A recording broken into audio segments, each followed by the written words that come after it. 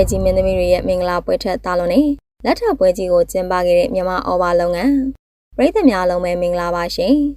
2025ခုနှစ်သတင်းကြောက်ကမြန်မာနိုင်ငံရဲ့တထေးကြီးတွေမင်္ဂလာဆောင်တဲ့နှစ်လို့ပြောနိုင်လောက်အောင်ခမ်းနားကြီးကျယ်တဲ့လက်ထပ်ပွဲတွေကိုကျင်းပကြတာဖြစ်ပါတယ်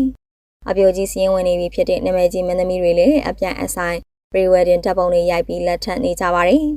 ငယ်စဉ်ဆုံးတွေကလည်းရေခဲတော့အထိသွားပြီးလာပါတဲ့တပ်ပုံတွေကိုရိုက်ကူးခဲ့တာကြောင့်ကံအကောင်းဆုံးမိန်းကလေးဖြစ်ကြောင်းဂုဏ်ပြုခဲ့ကြပါတယ်ထိတ်တန့်မင်းသမီးတွေကခရိုနီကြီးတွေနဲ့အပြိုင်ဆိုင်လက်ထပ်ကြတာဖြစ်ပြီးသူတို့ရဲ့မင်္ဂလာပွဲတွေကလည်းလူစိတ်ဝင်စားမှုအများဆုံးဖြစ်ခဲ့ပါတယ်ထိတ်တန့်မင်းသမီးတွေရဲ့မင်္ဂလာပွဲတွေထက်ကိုကြော်ပြီးလူတွေပိုစိတ်ဝင်စားခဲ့တဲ့မင်္ဂလာပွဲကတော့မြမအော်ဘာလုပ်ငန်းရဲ့တာမင်္ဂလာဆောင်ဖြစ်ပါတယ်မြမအော်ဘာလုပ်ငန်းကတောင်သူလယ်သမားတွေကြားထဲမှာတော့နာမည်ကြီးပြီးမြန်မာနိုင်ငံရဲ့မီလီယံနာတတိမိသားစုဖြစ်ပါတယ်သူတို့သားမောင်ပြေဆုံးနဲ့သူတို့သမီးမဆုလက်ထွန်းရဲ့ဇူလီယာရဲ့ပတ်မင်္ဂလာပွဲကြီးကို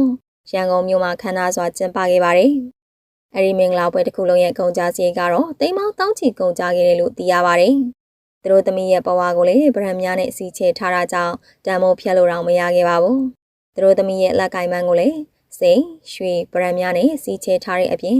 စတုံးမှာလည်းဗရန်များအလုံးကြီးတွေကိုပန်းဆင်ထားပါတယ်။ဒါကြောင့်သူတို့သမီးရဲ့လက်ဝတ်ရတနာတစ်ခုရဲ့တန်မိုးနဲ့